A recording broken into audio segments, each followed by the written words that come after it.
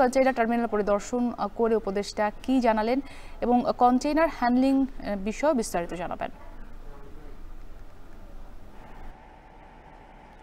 মুক্তি মূলত ৭ জুলাই চট্টগ্রাম নৌবাহিনী নিউমোনিক কন্টেইনার টার্মিনাল পরিচালনার দায়িত্ব নেয় এবং তার আগে দীর্ঘ সময় ধরে প্রায় ১৭ বছর ধরে সাই পাওয়ারটেক একটি বেসরকারি অপারেটর সেটি পরিচালনা করেছে এবং সম্প্রতি এই নিউমোনিক কন্টেইনার টার্মিনাল একটি বিদেশি অপারেটরকে দেয়া নিয়ে উচ্চ পর্যায়ে আসলে কথাবার্তা হয়েছে। প্রধান উপদেষ্টা নিজেই এসেছেন এই চট্টগ্রাম বন্দর পরিদর্শন করেছেন এবং তখনই তিনি অনেকটা স্পষ্ট বার্তা দিয়েছিলেন যে এই টার্মিনালটি আসলে দুবাই ভিত্তিক একটি প্রতিষ্ঠান ডিপি ওয়ার্ল্ডকে দেওয়ার পরিকল্পনা সরকারের পক্ষ থেকে নেওয়া হচ্ছে।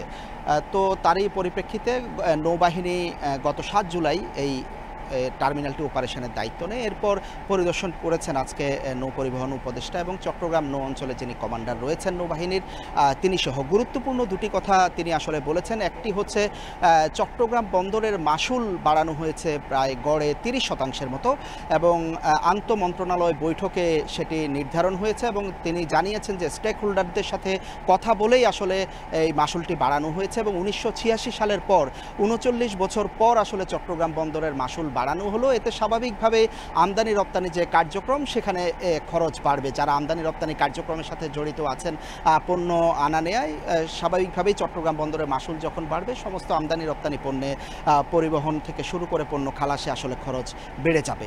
তো সেই মাশুল বাড়ানোর বিষয়টি তিনি একেবারে পরিষ্কার করেছেন এবং বলেছেন যে অর্থ মন্ত্রণালয়ে সেটি নিয়ে আলোচনা হয়েছে এবং এর মাধ্যমে স্টেক হোল্ডারদের সাথেও আলোচনা হয়েছে এবং তিনি মংলা বন্দরের কথাও বলেছেন সেখানেও মাশুল কম সেটি এবং সেখানে সক্ষমতাও কম।